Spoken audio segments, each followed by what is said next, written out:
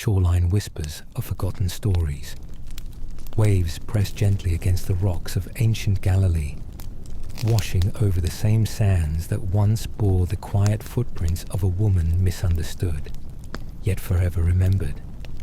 Her name lingers still, tangled in myth and reverence. Mary of Magdala, the faithful, the redeemed, the first to see the empty tomb. But before the stone rolled away, before the morning light broke over a risen world, there was her story, a quiet, relentless journey through shadows, shame, and the fragile hope of healing. This is her story, not as history has twisted it, but as the quiet rhythms of scripture and time still carry it forward. The life of Mary Magdalene, as never told before. As we settle into this quiet moment together, I wonder, where in the world are you listening from? And what time is it for you? Morning, evening, maybe the still hours of the night? Let me know in the comments. I love seeing where our small corner of reflection reaches. Now, let us wander those sacred shores together. The shoreline whispers of forgotten stories. Waves press gently against the rocks of ancient Galilee, washing over the same sands that once bore the quiet footprints of a woman misunderstood, yet forever remembered. Her name lingers still, tangled in myth and reverence. Mary of Magdala, the faithful, the redeemed, the first to see the empty tomb. But before the stone rolled away, before the morning light broke over a risen world, there was her story, a quiet, relentless journey through shadows, shame, and the fragile hope of healing. This is her story, not as history has twisted it, but as the quiet rhythms of scripture and time still carry it forward. The life of Mary Magdalene, as never told before. Let us wander those sacred shores together. The waters of the Galilee always carried stories, long before fishermen cast their nets, long before whispered sermons drifted across its shores. The lake existed, timeless, its waves weaving through generations like threads of forgotten song. It was along these waters that the small town of Magdala pressed itself into the rocky hillsides, a cluster of stone homes, bustling markets, and salt air that tasted of trade and survival. Merchants, travelers, fishermen, they all passed through Magdala, carrying goods, news, and sometimes burdens too heavy for the heart to bear. And among them was a girl, Mary, born of Magdala.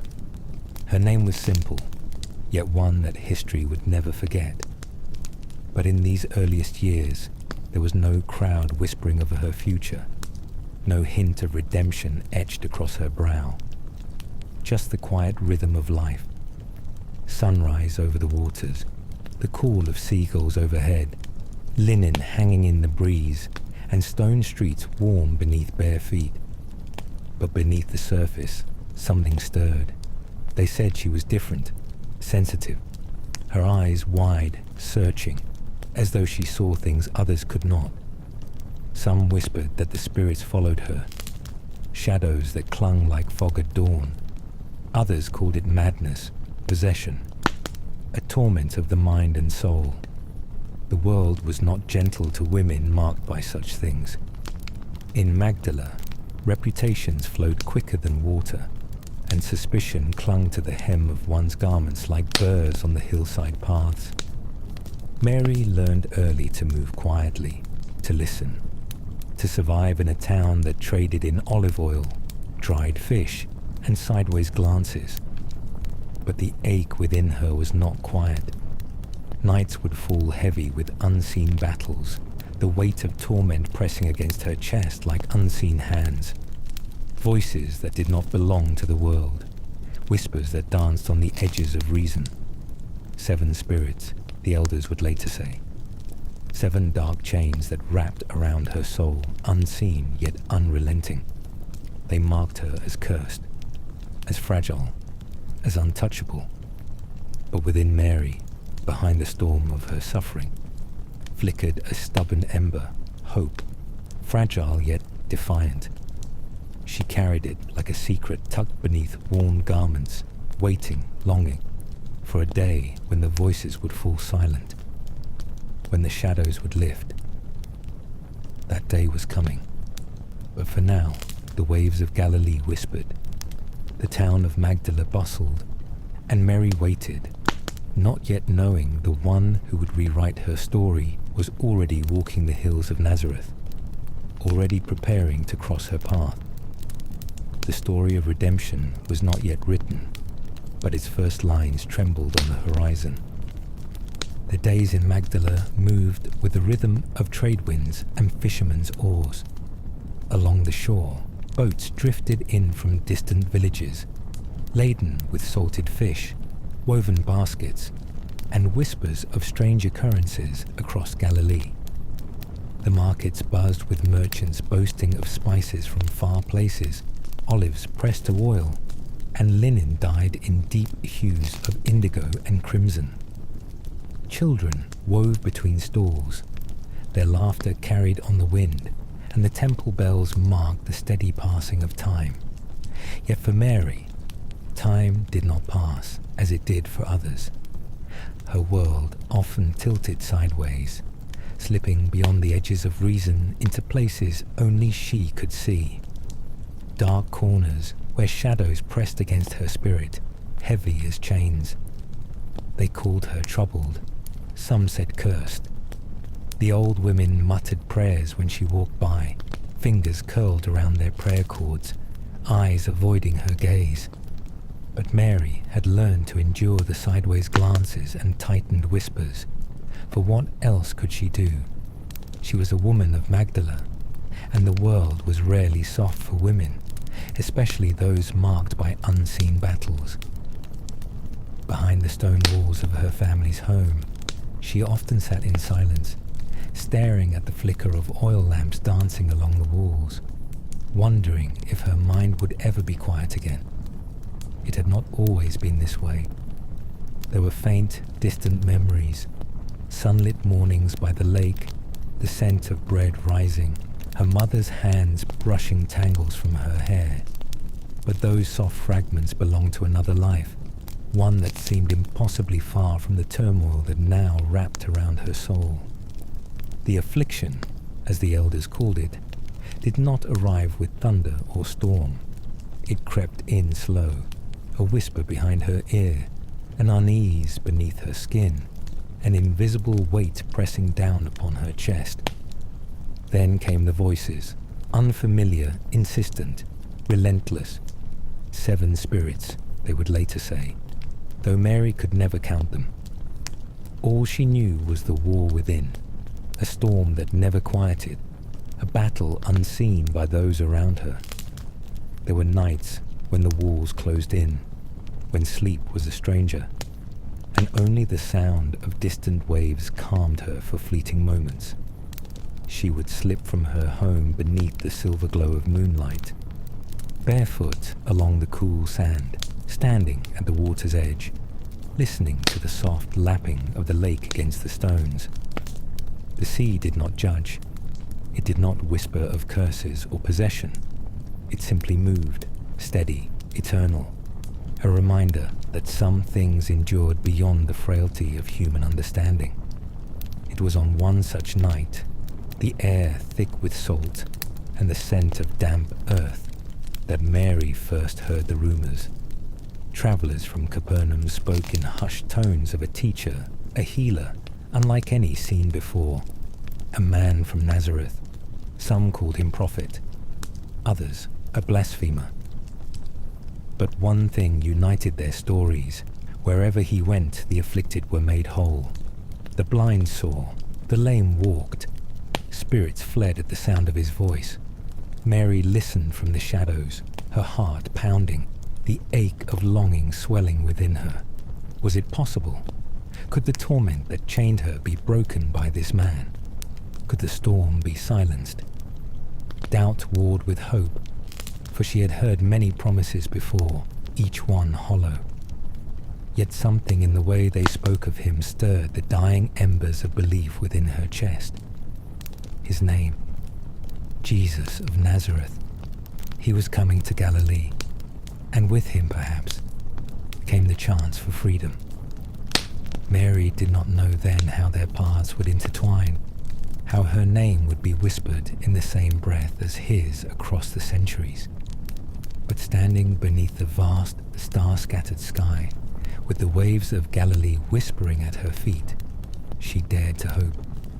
The healer was near, and with him, the possibility of redemption. The morning sun rose pale over the hills of Galilee, its light bleeding softly across the stone streets and worn rooftops of Magdala. The town awoke slowly, merchants arranging their stalls, fishermen mending nets, the hum of daily life weaving its familiar song through the narrow alleys. But for Mary, the day did not begin with ease. It began, as most days did, with the quiet dread that the voices would return, that the shadows would find her, creeping into her mind like smoke through the cracks of her resolve. But today, something felt different. The whispers among the townspeople were louder than usual, laced with urgency and wonder. They spoke of crowds gathering along the roads, of men and women leaving their homes behind, walking for miles, just for a glimpse of the Nazarene. Jesus, they called him. The one who heals with a word, whose gaze unsettles the proud and lifts the broken-hearted from their knees. Mary listened from behind the doorway of her home. The voices of passing villagers carried on the morning breeze. There was talk of a man cured of leprosy, of the paralyzed walking, of demons driven out with but a whisper of his command. The stories coiled around her heart like vines of hope and hesitation. She had heard promises before, traveling teachers with silver tongues, offering liberation only to leave suffering untouched, hope extinguished beneath their feet. But this was different. The stories did not fade like rumors do. They grew, woven with awe, layered with conviction. Mary pressed trembling hands to her face, the ache within her chest fierce as longing warred with fear. Could it be true? Could the torment that had defined her days, the 7 chains of affliction the elders spoke of, be shattered by this man? She thought of the long nights by the sea, of the restless pacing within the stone walls of her home, of the suffocating weight of unseen chains wrapped around her spirit. The idea that freedom could be near was almost unbearable. And yet, the yearning in her bones refused to be silenced.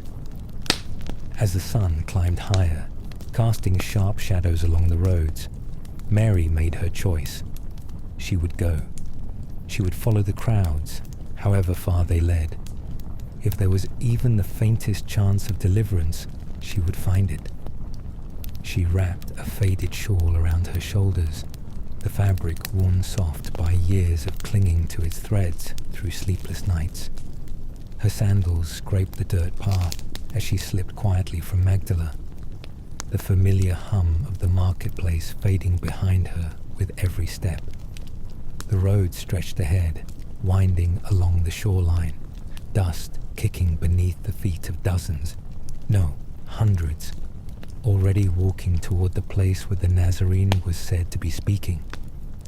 Mary kept her head low, heart pounding with a mixture of dread and fragile hope.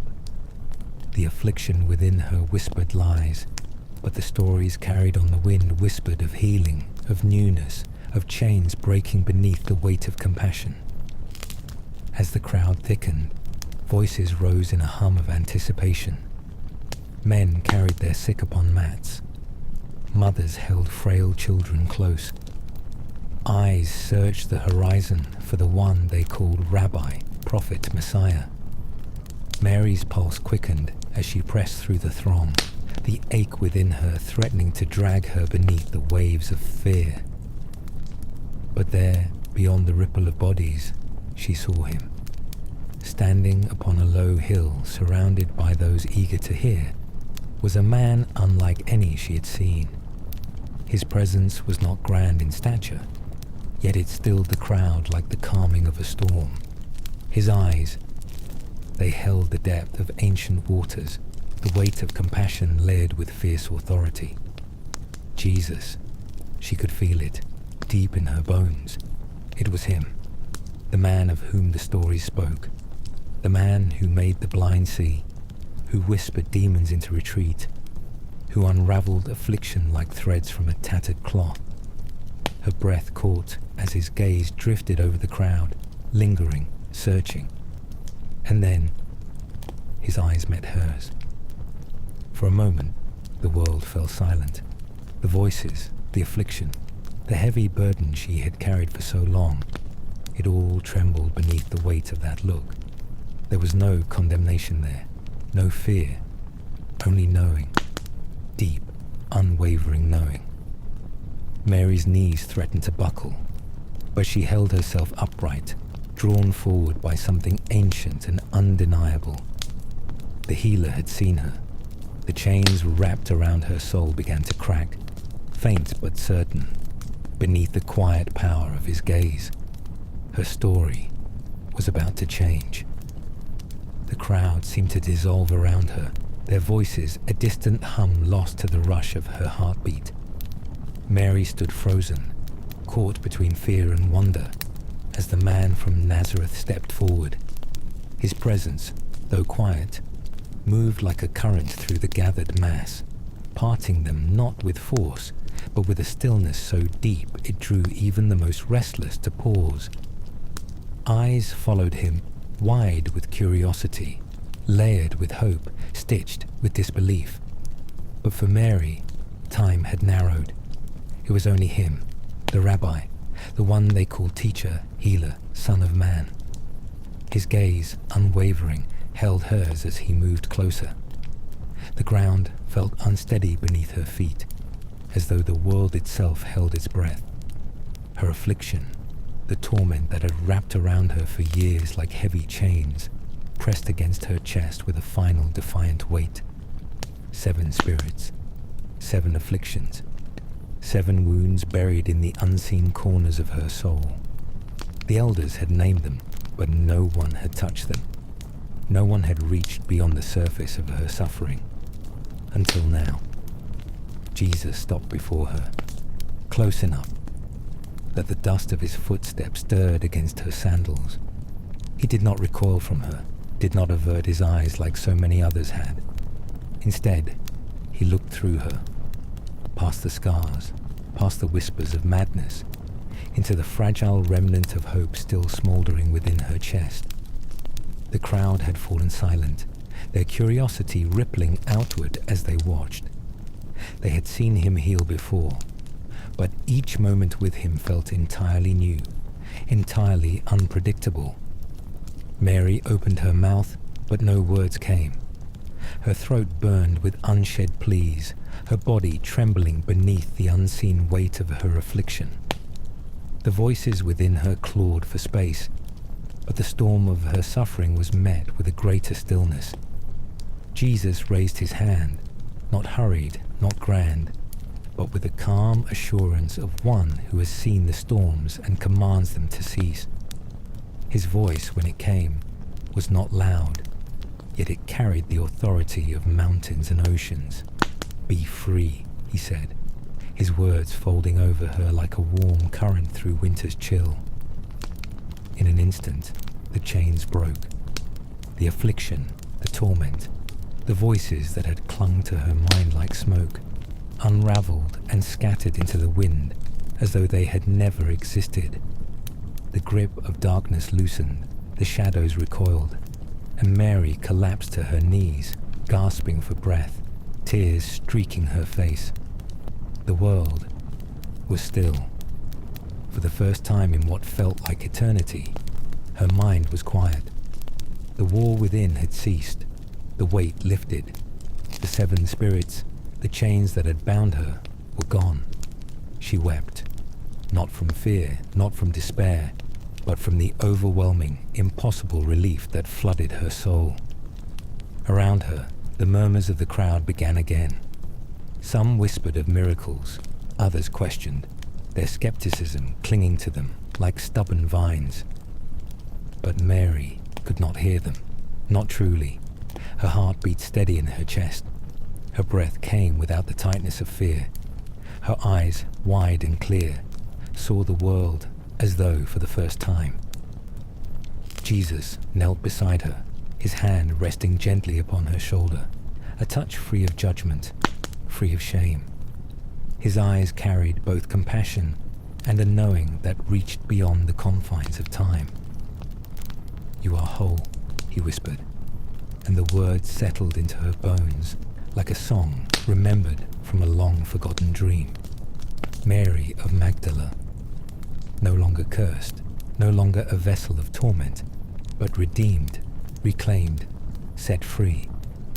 The sun pressed warm against her skin as she rose slowly to her feet, her legs unsteady but her spirit alight with something fierce and new. She watched as Jesus turned, moving once more among the crowd, his presence leaving in its wake a trembling hope. Mary followed, her steps cautious at first, then bold with every stride. She did not look back at the life she had known, the shadows, the whispers, the shame. That chapter was over. The healer had seen her, the rabbi had spoken, and her story was only just beginning. The roads of Galilee stretched wide before her, carved like ancient veins through the hills, leading toward towns whose names hung heavy with stories: Capernaum, Bethsaida, Chorazin, places spoken of in murmurs where miracles bloomed like spring rains and where the Nazarene's shadow had already passed. Mary walked those roads now, her bare feet pressing into the earth that carried the weight of prophets, fishermen, and forgotten souls alike. Yet for the first time in years, her steps did not falter under the crushing burden of unseen chains. The affliction that had stalked her, hidden beneath flesh and bone, had fled like mist beneath the rising sun. Freedom was not an idea whispered by others. It pulsed through her veins, fierce and undeniable.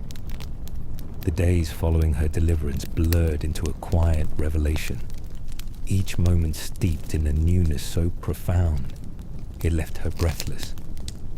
Colors seemed sharper, the glint of sunlight on olive leaves, the shimmer of the Galilean waters stretching wide beneath the horizon.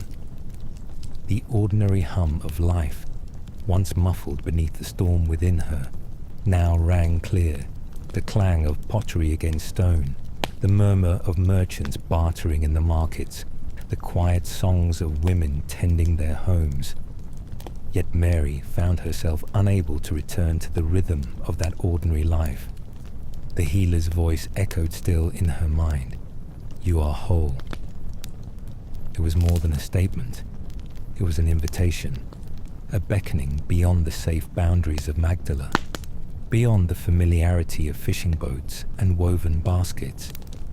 She could not remain behind while the one who had unraveled her suffering walked the hills beyond. Others followed him now, men with sun-worn faces and calloused hands, fishermen turned disciples, their eyes bright with both wonder and confusion. Mary saw them, rough-edged yet devoted, trailing behind their rabbi like sheep to a shepherd. But it was not only men. Among the crowd were women too, mothers, daughters, widows, faces lined with the quiet strength of those who had endured much and yet refused to yield. They followed him, not for spectacle, but for the undeniable shift that clung to his presence, the promise of healing, of purpose, of restoration. Mary understood that pull intimately, for it had lifted her from the ash heap of her suffering and set her feet upon this unfamiliar sacred path. So she followed. The road ahead was uncertain, layered with both hope and unseen trials. Whispers trailed them, accusations, doubts, the hiss of religious leaders unsettled by the carpenter-turned-teacher, whose words peeled back their carefully crafted laws. But Mary walked on, her resolve forged in the fires of her past affliction, her heart tethered to the quiet, commanding presence of the Nazarene. She watched him, day after day, as they moved from village to village. His teachings stirred the air like wind through ancient cedars, unsettling the complacent, lifting the weary. He spoke of the kingdom, not of walls and armies, but of mustard seeds and hidden treasure, of lost coins found, of wayward sons returning home. His words wove through her soul, unraveling what remained of her fear, stitching in its place something stronger, a fierce devotion, a quiet defiance against the darkness that once claimed her. The crowds grew larger, the stories bolder. Blind men wept with new sight. The lame danced upon weary legs. Leprosy, that ancient curse, retreated beneath his touch, and with each miracle, Mary's conviction deepened. This was no ordinary teacher. This was no mere prophet wandering the hills. He was more. She could feel it, humming beneath his every word, etched within his every step. The others spoke in whispers of Messiah, of prophecies fulfilled beneath the wide Galilean sky. But Mary carried no need for distant scripture or temple debates. She knew. Her very life was proof. Where chains once bound, there was only freedom. Where torment once reigned, there was peace. She had seen the darkness flee, heard the voices silenced beneath his command. The healer had found her, and she would follow him, wherever the road would lead. The days blurred into one another as they traveled, the sun tracing slow arcs across the sky, the Galilean hills rising and falling like waves of ancient stone. Mary walked among them, no longer an outsider, yet still wrapped in quiet observation. The disciples, those 12 men closest to Jesus, spoke often among themselves, their words laced with both wonder and confusion. Fishermen from Capernaum, a tax collector from the edges of society, zealots and skeptics alike, all drawn together by the same voice that had shattered her chains. Mary listened as they debated the meaning of his words, as they marveled at his power, as they stumbled beneath the weight of what they could not yet understand. She too carried questions, vast and unspoken, tucked beneath the surface of her devotion. Who was he truly?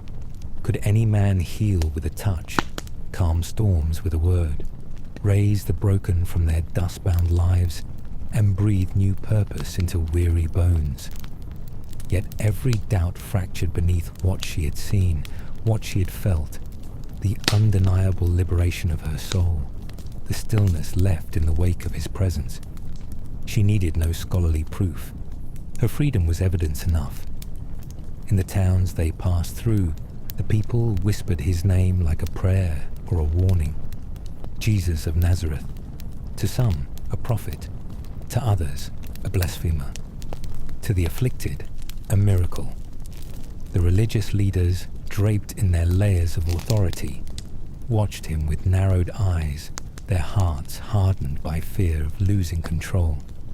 But for the hungry, the forgotten, the wounded, his arrival was like rain after drought, like morning light piercing the veil of endless night.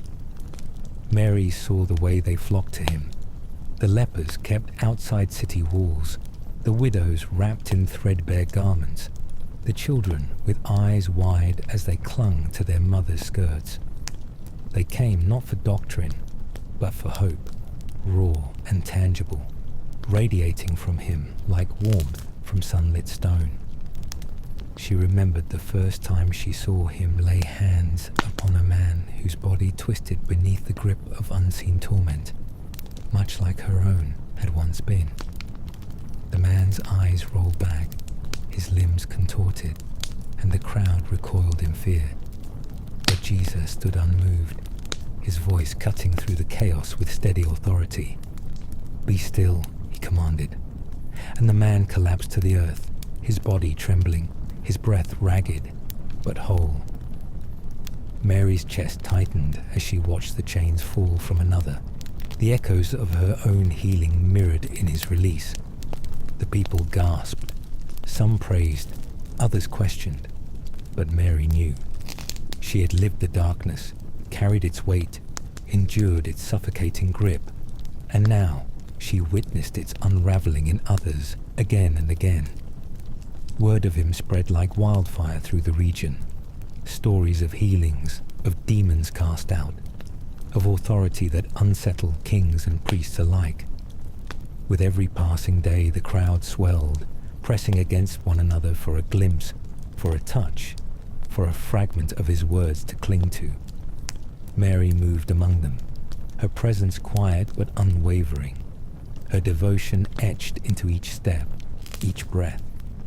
She was not counted among the 12, yet her place near him felt immovable, carved from gratitude and fierce loyalty.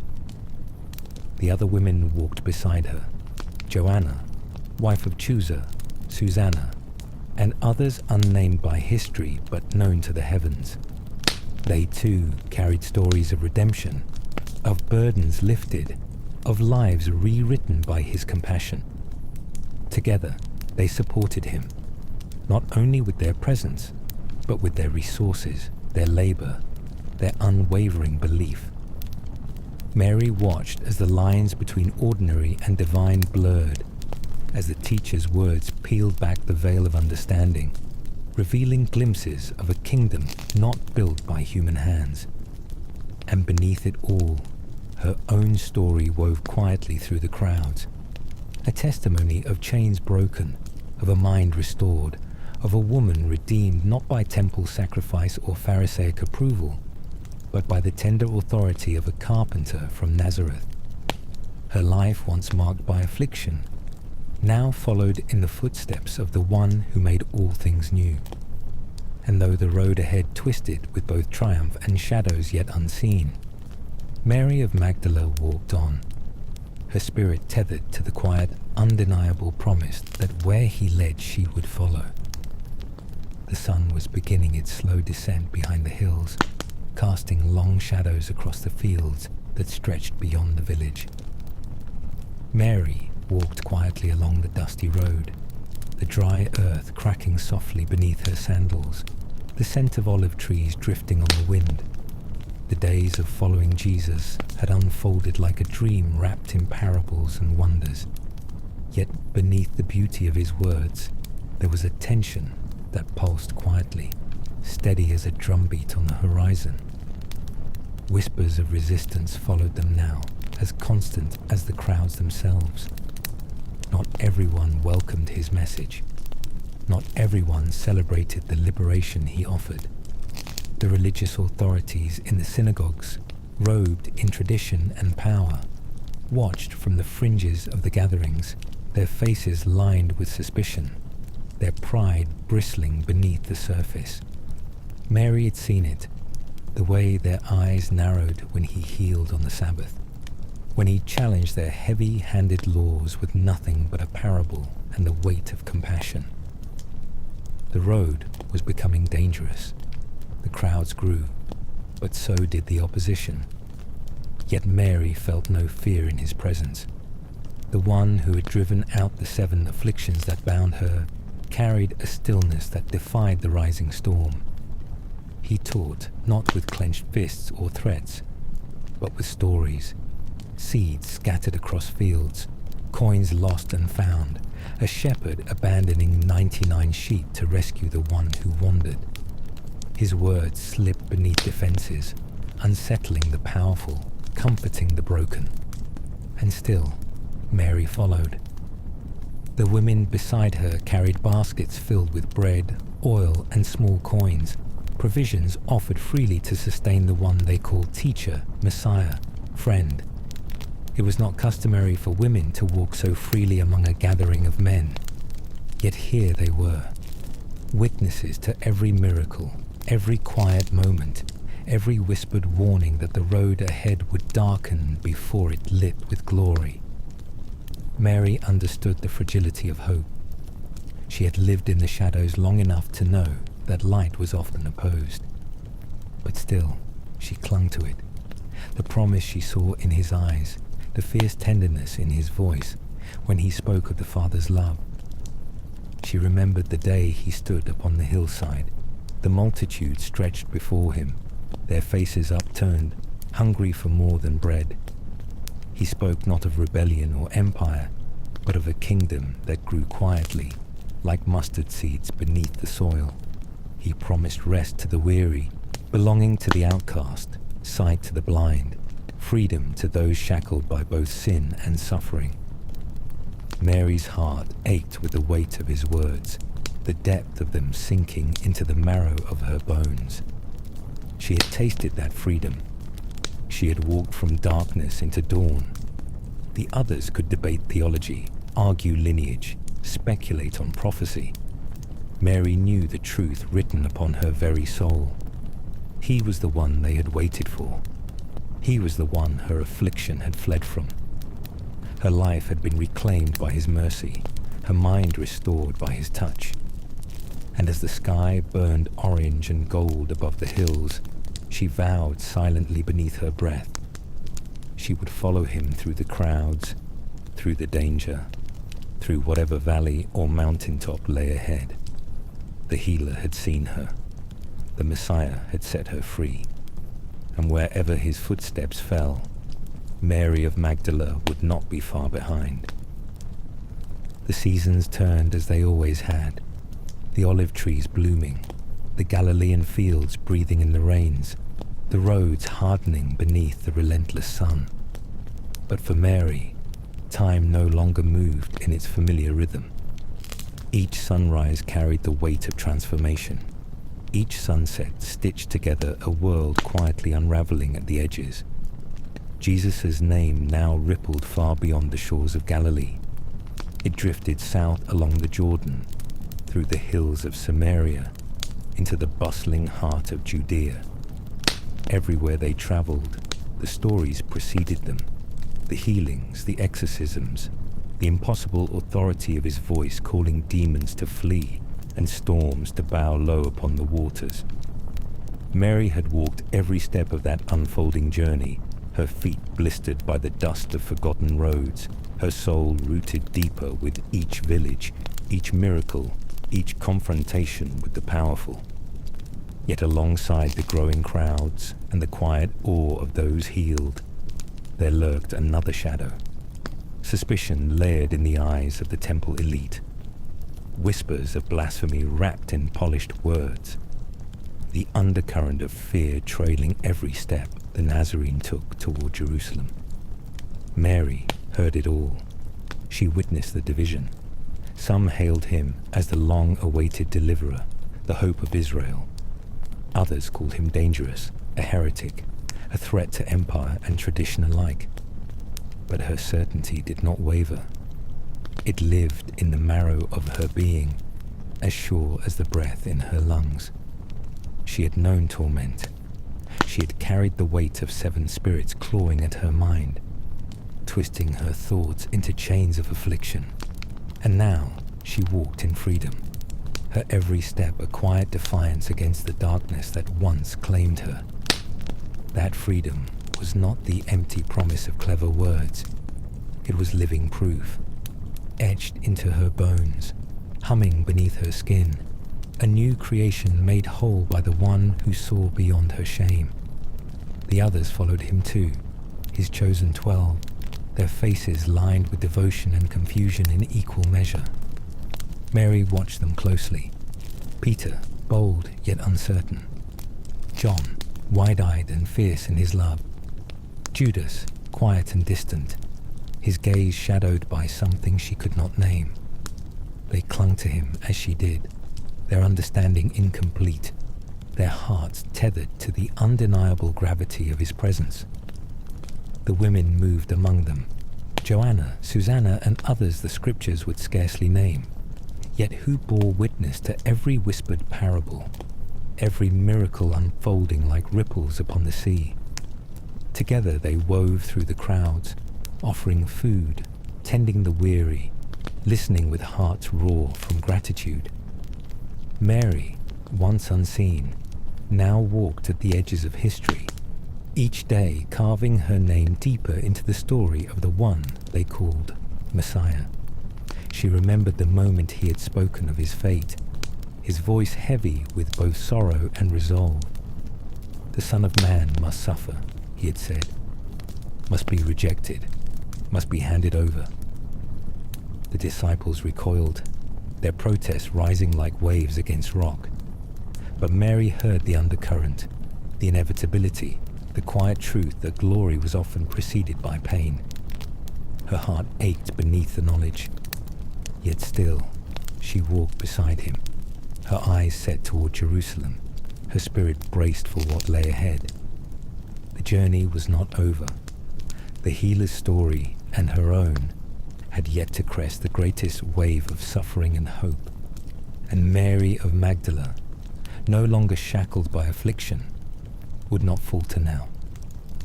The road to Jerusalem curled like a thread through the hills, ancient and worn by the countless feet that had tread its path. Mary walked that road now, the city rising in the distance, its white stone walls catching the early morning sun like polished bone. The air buzzed with tension, thick with anticipation, and the hum of voices. Pilgrims flooded the roads ahead and behind, drawn to the holy city for Passover, their hearts heavy with tradition, their hands full of offerings, their eyes sharp with expectation. Mary moved among them, her every step steady, though the weight of unspoken fears pressed at the edges of her resolve. Jesus had not hidden the truth from them. He spoke often of what was coming, the rejection, the betrayal, the suffering that loomed like a gathering storm. His words carved quiet trenches through their hope, but they carried a promise buried within the sorrow. Mary clung to that promise, though her heart pulsed with unease. The others walked in uneasy silence, their faces drawn tight with questions, their loyalty tangled with confusion. Peter's boldness flickered beneath the surface. John's devotion wavered between wonder and dread. Even the women, fierce in their support, carried shadows behind their eyes. Yet none turned away. They followed him still, their feet pressing into the dust that led to destiny. The city's gates loomed ahead, carved from ancient stone, its walls layered with both faith and fear. Jerusalem, the heart of Israel's longing, the stage for prophets and kings, for blood and redemption. Mary had heard the stories whispered in the synagogues as a child, the promises of a deliverer, a king who would rise from the line of David, who would scatter the oppressors and restore the nation's glory. Many believed that day was at hand. But Jesus did not enter the city like a warrior. He came humbly, seated upon a donkey, his face serene, his eyes carrying the weight of eternity. The crowds pressed close, palm branches waving, cloaks laid upon the road like offerings of praise. "Hosanna!" they cried, their voices splitting the air. "Blessed is he who comes in the name of the Lord." Mary's chest tightened as she watched him move through the sea of faces, their adoration loud, yet their understanding fragile as glass. They saw a king, but not the one who would wield swords or shatter empires by force. They cheered for deliverance, yet they could not see the shadow of the cross lingering just beyond their joy. Mary followed, her heart pounding, her memories raw with the weight of all he had done. For her, for the countless others. The man who had unraveled her torment, who had silenced the darkness that once devoured her mind, now rode toward his own suffering with quiet defiance. She could not turn away. The city swallowed them whole, its streets narrow and brimming with voices, its temple looming like a crown of stone upon the hill. Tensions pulsed beneath every corner, soldiers standing stiff with suspicion, the temple elite watching with eyes sharp as blades. Yet Jesus walked among them as though the world itself bent beneath his stride. His words unsettled the powerful, lifted the weary, exposed the hypocrisy woven into the fabric of tradition. Mary watched, silent but unflinching, as he overturned tables in the temple courts, as he called out the corruption hidden beneath polished exteriors. He was not here to entertain. He was not here to appease. He had come for something greater, something that would unravel the very foundations of sin and suffering. Mary felt it, as surely as the breath in her chest. The hour was near. The whispers of betrayal crept closer. The road of miracles now narrowed towards suffering. But she had been made whole by his hand, and nothing, not fear, not the looming shadow of the cross, would drive her from his side now. The days that followed blurred into a quiet, simmering tension, the city of Jerusalem heavy with both devotion and dread. Mary moved through its ancient streets, the echo of sandals on stone, the hum of merchants, the press of pilgrims offering sacrifices at the temple. But beneath the surface of ritual, there was unrest. Sharp glances exchanged behind heavy curtains, whispered plots tangled in temple corridors, the steady tightening of unseen snares. Jesus walked among it all, his face calm, his voice steady, his every step a quiet defiance against the powers circling like vultures overhead. Mary watched him closely, the familiar ache of foreboding curling low in her chest. She had seen what others missed, the layers beneath his teachings, the quiet sorrow behind his parables, the certainty of what was to come etched in the lines of his expression. The others clung to hope, still speaking of kingdoms restored, of thrones and crowns, of deliverance from Rome's heavy hand. But Mary had lived too long in the shadow of suffering to mistake temporary victories for eternal ones. She understood now that the path to redemption was carved through sacrifice, through surrender, through a love fierce enough to bleed. In the evenings they gathered in quiet spaces, the upper rooms of borrowed homes, the gardens just beyond the city's walls. Jesus spoke gently in those moments, his words both balm and blade, peeling back their illusions, stitching together fragile strands of hope. He spoke of servanthood, of love that lays itself down, of betrayal that slithered close, hidden among them. Mary listened, her heart heavy, her spirit braced for the unraveling.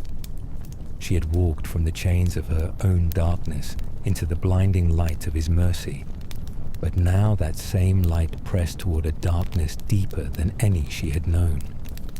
The night of the meal was unlike any other, the air thick with oil and wine, the flicker of lamplight along the walls, the quiet murmur of their gathering. Jesus knelt, washing the dust from their feet, his hands steady, his eyes carrying both love and farewell. Mary sat near the edges of the room, watching, her memories tumbling like loose stones. The 7 spirits that once bound her, the weight of torment now gone, replaced by a devotion fierce as flame. She knew this was not the end, though the storm loomed close. After the meal, they slipped into the garden, olive trees rising like sentinels beneath the star-stitched sky. Gethsemane, a place of prayer, a place of surrender. Mary lingered at a distance, her heart pounding as she watched him kneel upon the earth, his shoulders hunched beneath the crushing weight of what lay ahead. His prayers drifted on the wind, raw, pleading, yet laced with unwavering obedience. "Father," he whispered, "if it be possible, let this cup pass from me, yet not my will, but yours be done." Mary's chest ached with the gravity of it. The surrender, the sacrifice coiled so close now, it nearly suffocated the night. The disciples slept, their eyes heavy with exhaustion, their understanding dulled by the hour. But Mary did not sleep. She could not turn away. She had once been bound by shadows, silenced by suffering, but now her eyes were open, wide and unblinking. as the one who had healed her prepared to be broken for them all. The sound of footsteps shattered the stillness. The hiss of betrayal, the clink of coins exchanged in secrecy, the soldiers pressing close with torches alight. Judas, his face pale, his eyes darting, the kiss of false loyalty pressed against Jesus' cheek. The chains they once carried now clasped his wrists, binding the healer, the teacher, the one who had set the captives free. Mary's breath caught, her hands trembling as they dragged him away, his figure swallowed by the shadows of the garden path. The others scattered, fear unraveling them like threads in the wind. But Mary remained, her feet rooted, her soul burning with grief and quiet defiance. She had been freed by his mercy. She had walked from torment into peace. And now, as the storm broke upon them, she vowed to follow, to the courts of the powerful, to the cruel wood of the cross, to the tomb itself if need be. She would not turn away now. The hour of suffering had come. But love would endure. The night bled into morning, the city of Jerusalem crackling with unrest, the streets twisting beneath the weight of what had begun. Mary moved among the shadows, her heart pounding, her steps quiet but unwavering. They had taken him, dragged him from the garden beneath torchlight, bound like a criminal, though his hands had only ever healed, his voice only ever lifted the broken from the dust. She had seen their faces, the temple guards, the priests veiled in layers of pride and fear, the whispers of betrayal thick as fog curling through the city's narrow lanes. The trial unfolded behind closed walls, hidden from the crowds that once cheered his name. Mary pressed close to the edges, listening, her pulse a steady thrum of dread. Accusations twisted through the night, falsehoods dressed as truth, the weight of religious law wielded like a blade. They called him blasphemer, disruptor, threat to the order they clung to. But Mary knew better. Her very life was a testament to who he was. The chains of her affliction shattered beneath his word, the storm within her mind silenced by his compassion. Still, they could not see, or perhaps they refused to. The council, robed in authority, blinded by fear of losing their place, chose cruelty cloaked as righteousness. And so, they handed him over. The Roman governor, Pilate, a man hollow with politics and self-preservation, stood as a reluctant player in their scheme. Mary watched as they dragged Jesus before him, his face bruised, his robes stained with blood, yet his eyes, steady, unwavering, layered with sorrow and quiet defiance. The crowd that had once pressed close to hear his words now rippled with a different energy, manipulated, stirred by the leaders who twisted the narrative. "Crucify him," they cried, their voices splitting the morning air like knives. Mary's stomach twisted, her hands trembling at her sides. How quickly the adoration had turned to scorn. How easily the powerful bent the will of the people. Pilate, his face carved from stone, yet his hands stained with cowardice, yielded to their demands. The sentence was declared. Crucifixion, the cruelest death, reserved for the worst of criminals, a public display of humiliation and agony. Mary's chest burned as they pressed the cross upon his shoulders, the weight of wood and suffering digging into flesh that had only ever healed. The road to Golgotha stretched ahead, narrow and lined with onlookers, their faces twisted in curiosity, scorn, and disbelief. Mary followed, her steps heavy, her spirit raw with grief, yet anchored by devotion. She would not turn away now. The others trailed behind, their numbers thinned by fear, their courage unraveling. But Mary remained, her eyes locked upon him, the one who had restored her, the one now walking willingly toward his own destruction.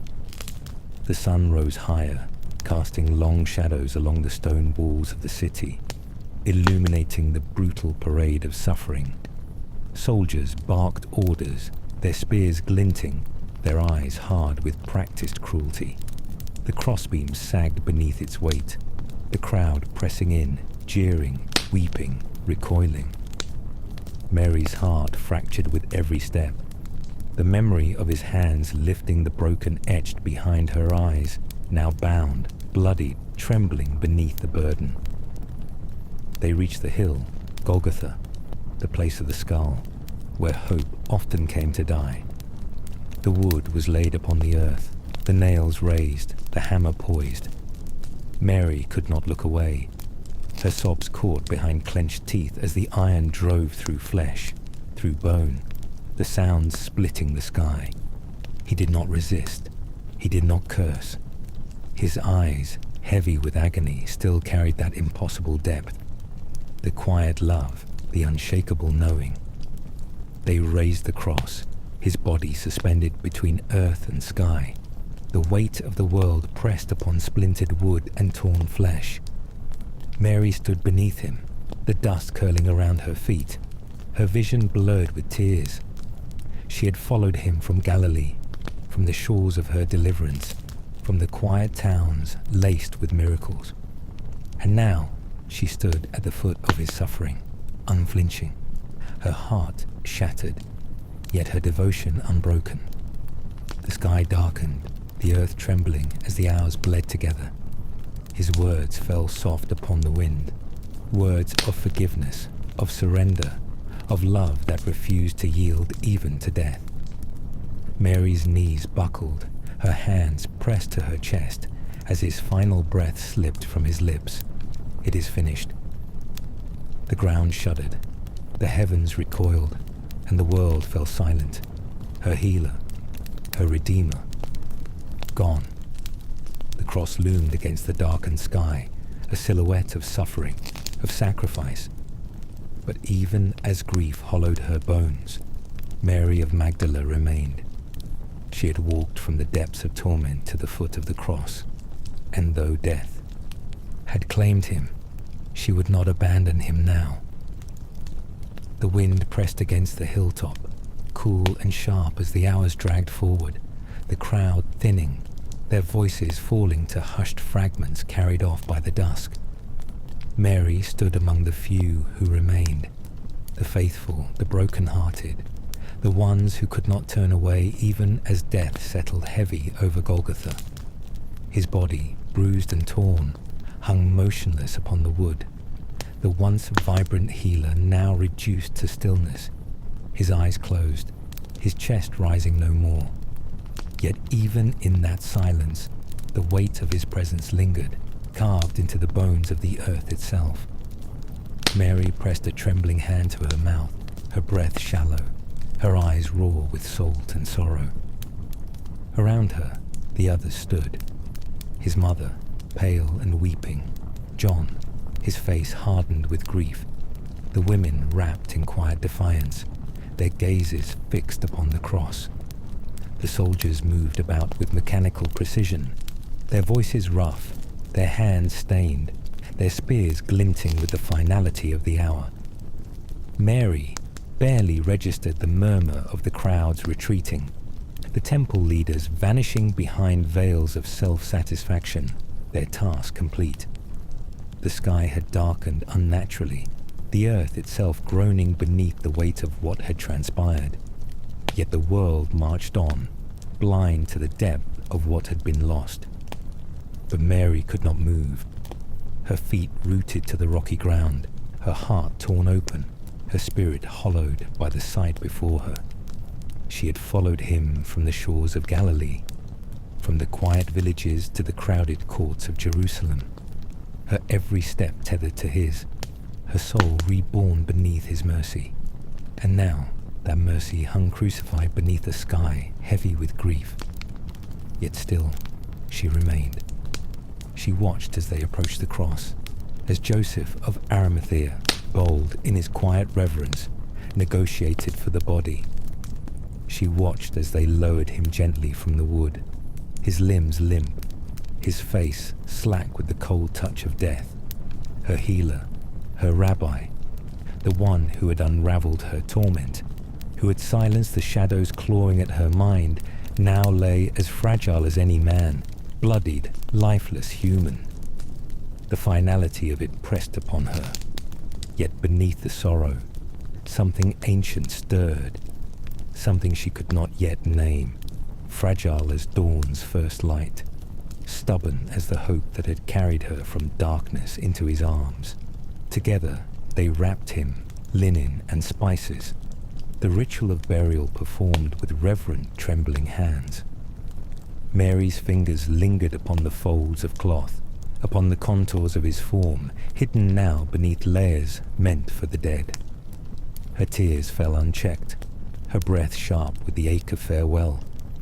The tomb loomed near, carved from stone, cool and silent, the final resting place for the one who had carried the weight of suffering upon his shoulders. They laid him there, the rock cold beneath their touch, the opening sealed with a stone heavy as the grief within her chest. The sun slipped low upon the horizon, the day folding into evening, the Sabbath approaching with its command of rest and silence. But Mary's soul knew no rest. Her mind echoed with the sound of his voice, with the memory of his hands lifting the broken, with the fierce, impossible love that had once set her free. The others urged her away, their faces streaked with sorrow, their steps hesitant. But she lingered, her palm pressed to the stone that sealed him away, her heart shattered yet anchored to the promise buried beneath the finality of death. She would not abandon him, not now, not ever. The world could quiet its mourning, the powerful could retreat to their polished halls, but Mary of Magdala would return. She would stand vigil over the tomb. She would anoint him with the tenderness he deserved. She would wait. Even as the weight of grief pressed heavy upon her, she had walked from affliction into freedom, from shadows into his light. And though that light now flickered beneath layers of linen and stone, she refused to believe this was the end. Something deeper stirred within her, a quiet, trembling defiance against the finality of the grave. She would return, and with the rising sun, so too, might hope. The hours stretched long and heavy as the city of Jerusalem sank beneath the quiet of Sabbath. The markets were shuttered, the temple grounds subdued, families tucked behind stone walls in the rituals of rest and remembrance. But for Mary, rest was impossible. Her body obeyed the customs, her hands idle beneath the weight of tradition, but her mind churned like the sea in winter. Sleep eluded her. The image of him, broken and bruised, lingered behind her eyes. The healer who had lifted her from affliction, now buried behind a veil of stone. She paced the small room where the women gathered, their faces pale with grief, their voices hushed, their movements slow with the dull ache of mourning. Joanna's hands twisted linen in her lap. Susanna stared hollow-eyed at the floor. The other women pressed close, their shared sorrow stitching them together like threads in a worn garment. But Mary could not sit idle. Her soul burned with a restlessness that refused to yield. The Sabbath would pass, as all days did, and when the sun crested the hills once more, she would return to the tomb. Her heart pulsed with the need to anoint him properly, to wrap his lifeless form in the reverence and love he deserved. It was all she had left to give, the final rituals of devotion for the one who had given her back her life. She remembered the day of her deliverance with fierce clarity. The weight of the 7 afflictions lifted beneath his word, the storm within her silenced by his gaze. Her soul had known only darkness before him, her mind a battlefield of shadows and despair. But in his presence, the chains had broken, the voices had fled, and peace, impossible and overwhelming, had filled her like the warmth of dawn upon cold skin. She could not reconcile that memory with the stillness of his body upon the cross, with the finality of the tomb that now sealed him away. But she carried no illusions. Death was cruel, unrelenting, indifferent to miracles and mercy alike. She had seen it steal fathers from families, sickness from the innocent, suffering etched into the faces of the forgotten. And now it had taken him. Yet beneath her grief, something deeper stirred, a defiant ember refusing to be extinguished. She did not know what tomorrow would bring, but she would go. She would walk beneath the fading stars, spices in hand, her heart raw yet resolute. The world could whisper of defeat, could declare his end beneath polished temple walls and Roman banners. But Mary of Magdala had seen too much to surrender to despair entirely. The sun slipped lower, the final hours of Sabbath ticking away, the city exhaling into the fragile quiet of the coming dawn. Mary's fingers curled tightly around the vessel of oil, her steps measured, her resolve steady as the hills. She would return to him, to the tomb, to the place where love had been silenced, but memory still burned bright. And as the shadows faded into morning light, so too might the impossible rise again.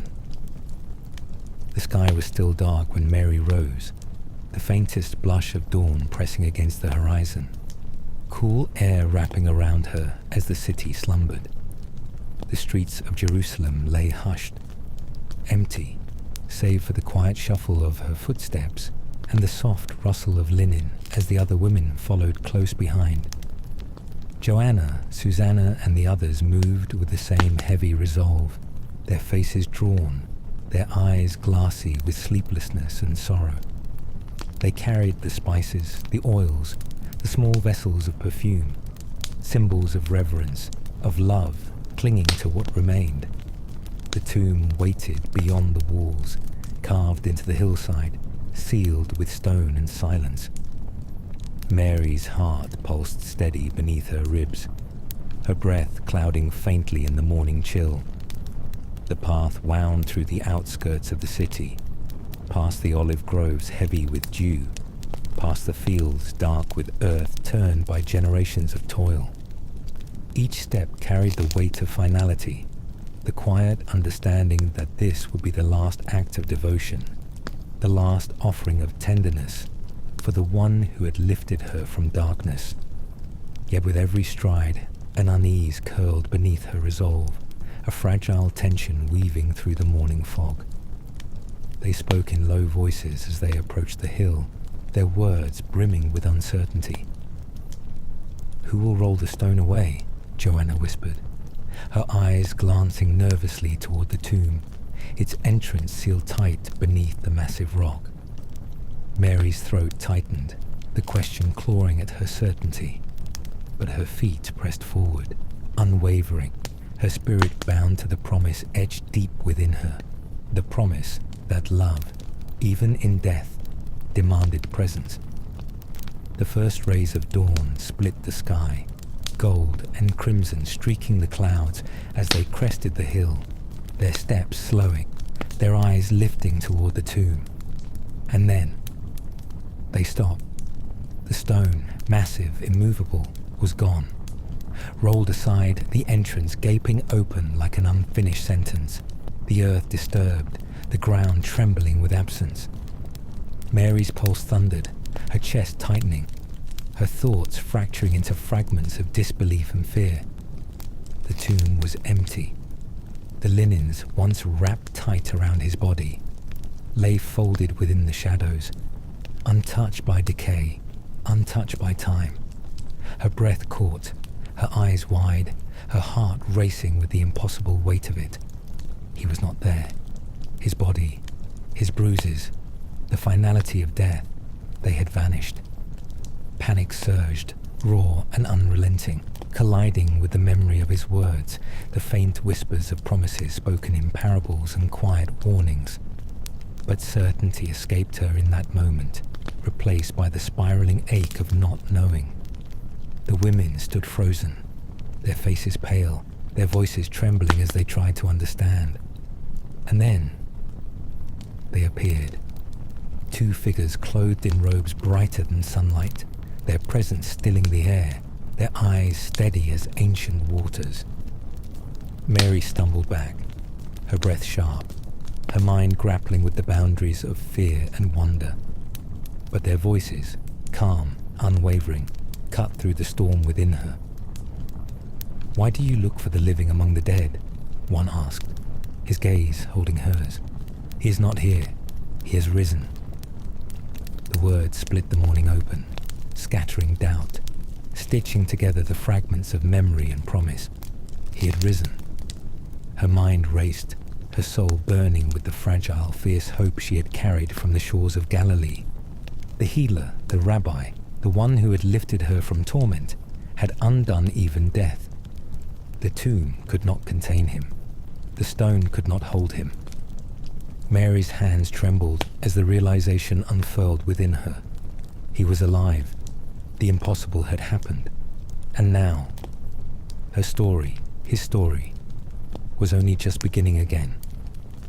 The words echoed through her, reverberating across every thread of memory, every scar of suffering, every quiet place that had once been chained by despair.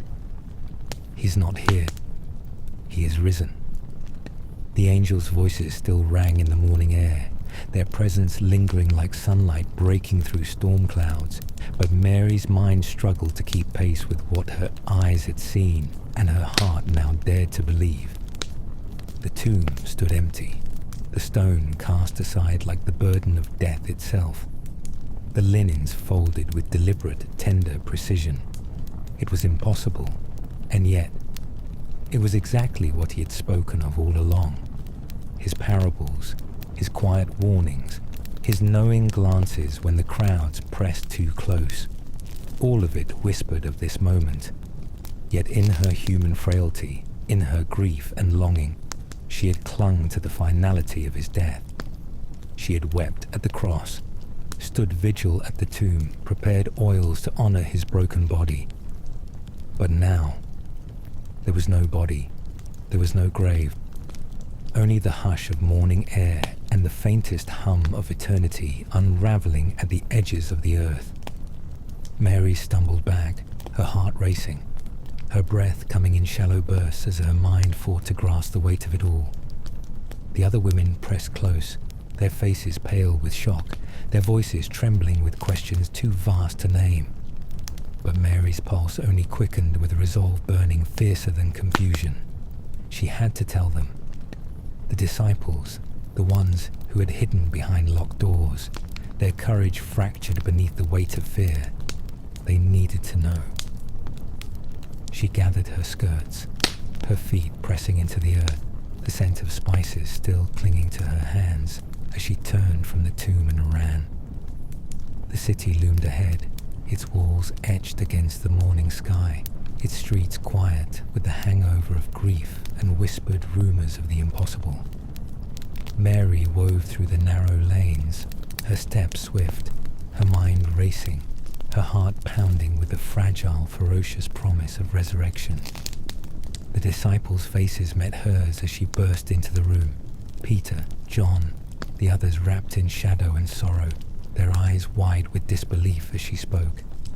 "He's gone," she breathed, her voice trembling, layered with both awe and urgency. "The tomb, it's empty. His body, he's not there." They exchanged glances, their faces hardening with skepticism, the ache of their loss still raw, their understanding brittle. But Mary did not waver. She had seen the stone rolled away, the angels clothed in light, the promise etched into the folds of empty linen. Her devotion, her grief, her love, all of it ignited now by the impossible truth blooming within her chest. Some of them ran, their sandals pounding the stone streets, their steps driven by disbelief laced with desperate hope.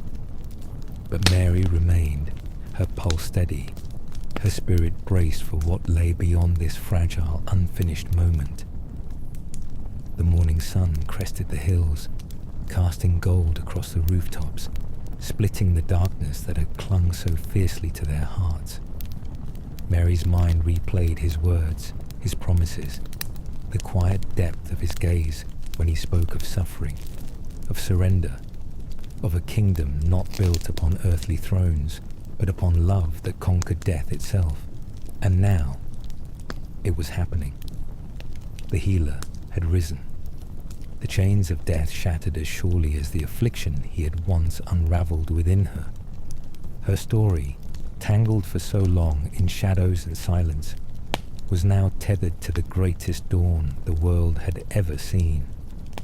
But even now, she could not have known that the most sacred moment, the one that would forever bind her name to his in the quiet halls of history, was yet to come. He was alive, and soon he would call her by name once more. The morning stretched on, the sun rising higher, its light soft yet insistent, as it spilled across the hills of Jerusalem and pressed into every crack of the weary city. Mary wandered beyond the tomb, her heart pounding, her feet carrying her along the garden path, though her mind swirled with questions heavy as stone. The others had come and gone, the disciples, their faces wide with disbelief, their eyes still veiled by grief and confusion. But Mary could not leave. Her spirit refused to turn away, tethered to the empty tomb, to the unanswered mystery, to the impossible threads of hope fraying at the edges of her sorrow. She moved quietly through the garden, the olive trees standing ancient and silent around her, the air cool with the faintest kiss of dawn. Her eyes blurred with fresh tears, her chest aching with both awe and despair. The angel's words echoed still. He is not here, he has risen. But her heart warred with the impossibility of it, tangled in both wonder and the lingering ache of loss. And then, through the blur of grief, she saw him, a figure standing near the tomb, his form quiet, still etched against the morning light. Mary's breath caught, her hands trembling as she stepped closer, her mind too clouded by sorrow to see clearly, to hope fully. She thought him the gardener, the keeper of this place of rest, the one who tended to the soil where the dead were laid to sleep. Her voice faltered as she spoke, her words heavy with longing and quiet desperation. "Sir, if you have carried him away, tell me where you have laid him, so I may go to him." Her eyes brimmed with tears, her body tense with the ache of unfinished devotion, her soul frayed by the fragile hope that somehow she might still tend to him, even in death. And then he spoke. One word, her name, Mary. The sound of it fractured the world around her, split her sorrow wide open, peeled back the heavy veil of grief that had clouded her vision. His voice, familiar, steady, layered with impossible tenderness. Her heart lurched, her breath faltering as she lifted her gaze fully upon him, the morning light now illuminating his face, his eyes deep with love, his features marked by both suffering and glory. It was him, Jesus, alive, the healer, the teacher, the redeemer. Her knees buckled beneath the weight of it, her hands trembling as her tears fell anew, this time not with grief, but with wonder fierce as flame. She reached for him, her fingers aching to grasp the hem of his robe, to cling to the one who had rewritten her story, who had lifted her from torment and now from despair itself. But he stepped back gently, his gaze holding hers with quiet authority. "Do not cling to me," he whispered, "for I have not yet ascended to the Father, but go, tell my brothers." His words wove through her like sunlight through fog, his presence unraveling the last threads of death's grip upon her soul. She nodded, her spirit igniting with the fierce, undeniable certainty that everything had changed, that death was undone, that hope had risen, that love had shattered the grave. Mary turned, her feet steady now upon the path, her heart ablaze with purpose. The dawn of resurrection had broken upon the earth, and she, Mary of Magdala, was the first to witness it. The hours passed like shifting tides, the disciples' whispers folding in on themselves, doubt pressing heavy upon the room despite the dawn that had broken over the city. Mary moved among them, her heart steady, her spirit burning with the quiet, relentless certainty of what she had seen. She had stood in the garden, the morning air cool upon her skin, the scent of olive trees lingering, the tomb empty behind her, and him, alive, breathing, whole, speaking her name as though it carried the weight of eternity. The others struggled to believe, their understanding shackled by the finality of death, by the bruises of grief, by the fear that still lingered like a shadow in the corners of the house. But Mary's eyes had been opened. She had walked the road of affliction, lived bound by the torment that clawed at her mind, the 7 chains of darkness wrapped tight around her soul, and he had set her free. And now he had done the impossible once more, not only for her but for the world. The hours stretched into evening, the sun sinking low behind the hills, the city folding into itself beneath the quiet hum of uncertainty. But Mary's resolve did not fade. She lingered among them, her hands steady, her eyes sharp, waiting for the moment when their disbelief would fracture beneath the weight of undeniable truth. And then, it happened. The room trembled with stillness as the air shifted, the shadows bending, the presence of something vast, holy, unstoppable, settling among them like a storm hushed into calm. Jesus stood in their midst, his form both familiar and otherworldly, his eyes deep with knowing, his hands etched with the marks of suffering that spoke of death endured and undone. The disciples froze, their mouths agape, their hearts caught between awe and disbelief. But Mary, she did not doubt. Her breath caught, her chest tightening with wonder, but her spirit soared with the fierce certainty that had anchored her since the garden. He had risen, he lived, and now they all saw. His voice broke the silence, layered with compassion, with power, with the quiet defiance that had once turned lepers into the healed and fishermen into apostles. "Peace be with you," he spoke, his words folding over them like waves upon a weary shore. The others stumbled forward, their hands trembling as they reached for him, their hearts unraveling beneath the revelation that love had not been defeated, that death had no final say.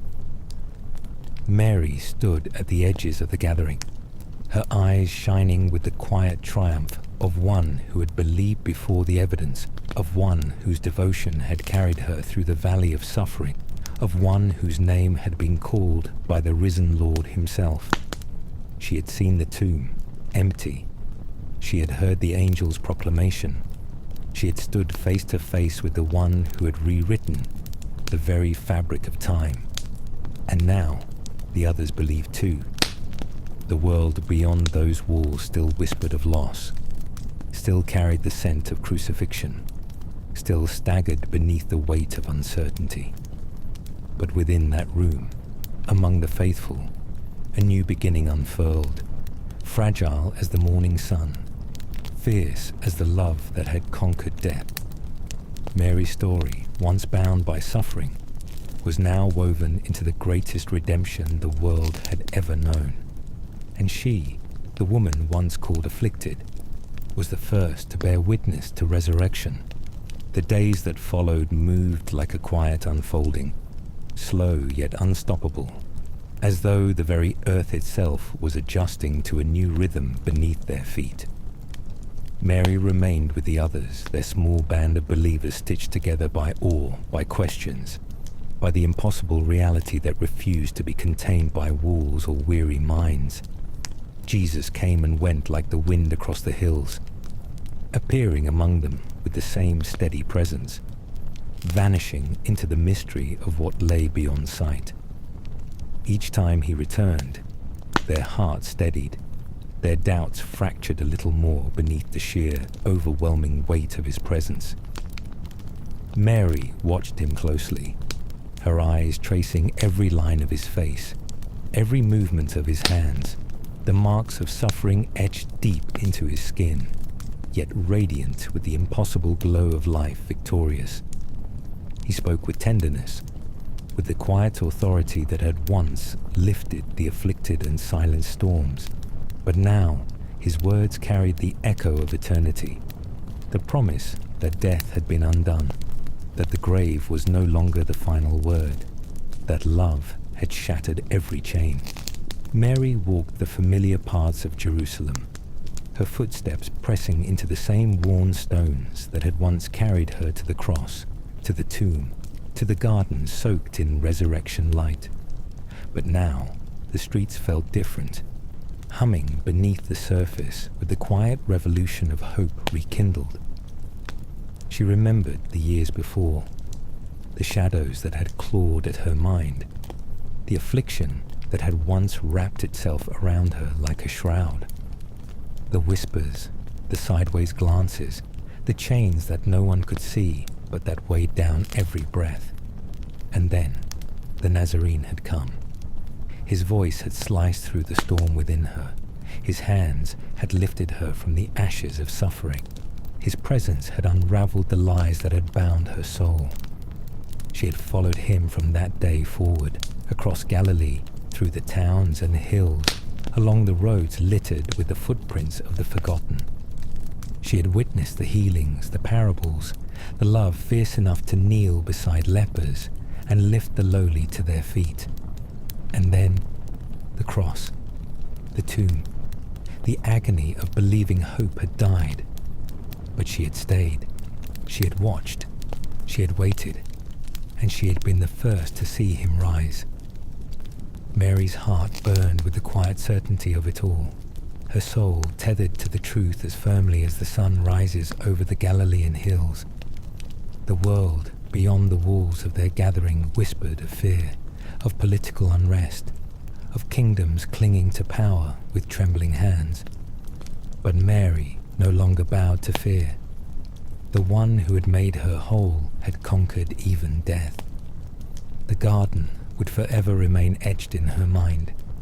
The tomb cast open, the angels' voices splitting the dawn, the sound of her name upon his lips. Mary, the first to hear, the first to see, the first to carry the dawn of redemption into a world still tangled in night. She, once broken, now bore witness to the greatest restoration of all. And though the road ahead stretched with uncertainty, though the empire's grip still clenched the city in its iron fist, Mary of Magdala walked steady, her steps stitched with courage, her spirit alight with the promise that love had already won. The days turned to weeks, the quiet ripples of resurrection stretching outward, reshaping their small, fractured world with every passing moment. Mary remained among them, the faithful, the once fearful, the redeemed, her heart steady beneath the relentless pulse of all she had seen, all she had endured, all she now carried within her. Jerusalem bustled beyond their doors, its streets loud with the rhythms of trade, of temple rituals, of empire. Yet beneath the surface, something new bloomed, fragile yet fierce as spring rising from winter's clenched fist. The whispers of the risen Lord moved like wildfire across the hills, through marketplaces and homes, passed from trembling lips to eager ears. Mary heard the murmurs, fishermen speaking in awe, merchants exchanging stories, temple leaders bristling behind their layers of power. But her spirit did not waver. She had seen the tomb, empty. She had stood in the garden, the morning light soft against the olive branches, his voice calling her by name, slicing through grief, igniting hope, where only despair had dwelled. She carried that moment like flame cupped in trembling hands, shielding it from the cynicism of the world, yet refusing to hide it. The others soon saw him too, Thomas, his doubts unraveling beneath the touch of wounded hands.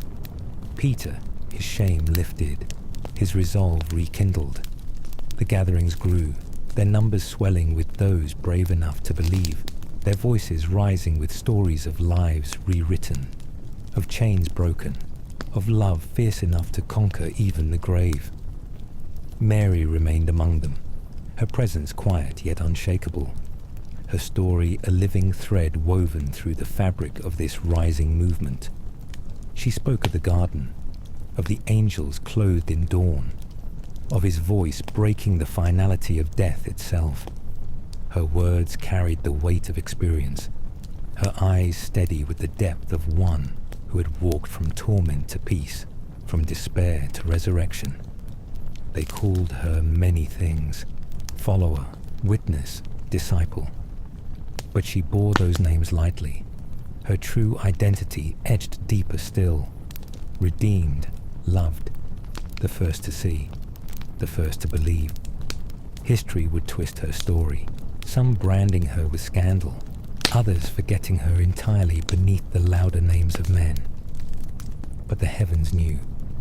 The tomb had been empty. The gardener had spoken her name, and Mary of Magdala had been there, steadfast, unyielding, wrapped not in titles or status, but in the quiet, relentless devotion of one whose life had been made whole by the healer who would never be bound by death. The movement grew. The stories spread like seeds carried upon the wind, across nations, across generations.